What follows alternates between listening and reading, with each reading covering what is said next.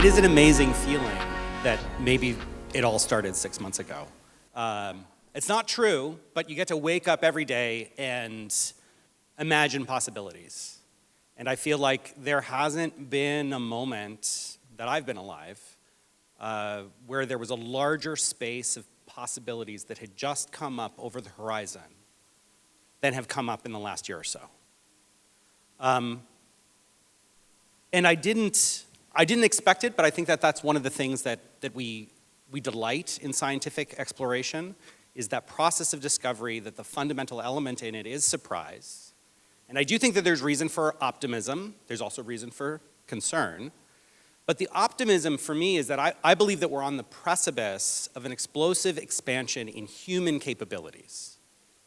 That these technologies are going to bring to individuals in a very democratized way capabilities and powers that seem unimaginable. I'm a musician. I'm a poor musician. And I know that these technologies are going to allow me to express myself musically better. I'm also a programmer. And I've worked with the best programmers in the world, and I can tell you I'm not one of them. And these tools allow you the capability to express yourself in new languages in spectacular ways. In some ways, they're translation engines. And I'll come back to the theme of translation as why I think of this technology as being so revolutionary. But for me, some of the backstory is I came to this from a really oblique angle, which was that I was a neuroscientist. And I wanted to understand the human brain and how knowledge was represented and how computation happened and the origins of thought. And I think it was Feynman said that, well, you know, if you can't build it, you don't understand it. But what if you can build it? Does that mean you can understand it? It's not clear. But that's what led me to Google, was the idea that, well, maybe let's try to build these things. We knew some things about the brain, about distributed representations, about distributed computation. What if those ideas were enough to get started? And it wasn't obvious that it was, but the two phases of this revolution, and I think that we're at the beginning of the second phase.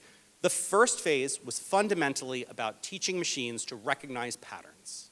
And that was about, the term of art is supervised learning, wherein you give examples of a pattern with a label, and the machines can then imitate that pattern. They can recover it. And that's what's given us computers that can recognize speech, they can recognize images, they can drive cars. That recognition capability is actually a huge fraction of human intelligence. And I worked in a neuroscience lab that studied the human visual system. We still don't really know how that worked, but now we can build systems that you can teach to see anything that a person can see.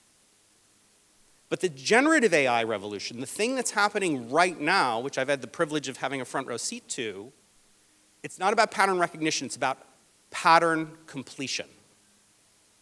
And the kind of learning that these systems do is different. They don't do supervised learning where there's an example paired with the right answer. Instead, they do semi-supervised learning. They learn from a wealth of knowledge.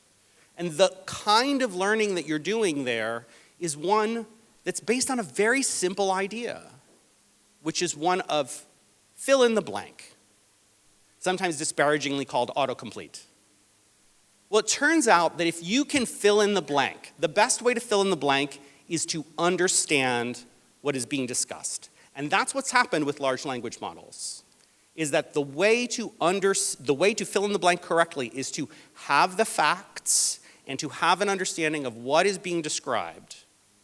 But it's a side effect. The fact that these systems absorb human knowledge and then can re-express it and translate it in other contexts is a side effect of getting really, really good at filling in the blank. And I think it's good for us to understand, to be humble, that so much of what we think of as human intelligence and human capabilities is pattern recognition and pattern completion. And it's humbling. But I do believe that when you really think through what can you do if you can ask a machine to generate a pattern for you and say, no, a little bit more like this. Can you have colleagues, interactions, and partners that allow you to accomplish things that would previously be impossible? I have a 5-year-old, and I told him a few days ago, there are going to be a lot more robots around when you grow up. And I really expect that in some sense, the number of interactions that we have with artificial agents that feel intelligent in a useful way, by, let's say, 2035, I think it's going to outnumber the number of human minds that we have. But they're here, I believe, fundamentally to augment our abilities and expand our reach. And I think I'll stop there. Wonderful, folks.